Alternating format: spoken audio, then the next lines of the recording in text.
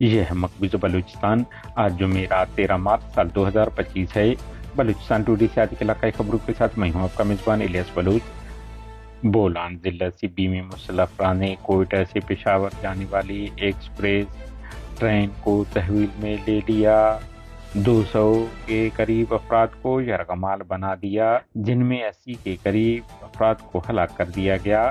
Be L A نے ذمہ داری قبول کی ہے۔ ڈیرہ بگٹی سبی بولان میں زمینی فضائی فوج کشی جاری رہا۔ اقوام متحدہ، امریکہ، چین، ایران، برطانیہ، روس، فرانس، ترکیہ اور یورپی یونین کا جعفر ایکسپریس حملے کی مذمت۔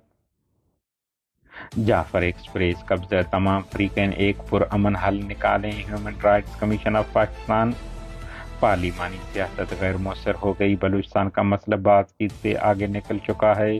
اختر مینگل۔ جعفر ایکسپریس کا واقعہ کسی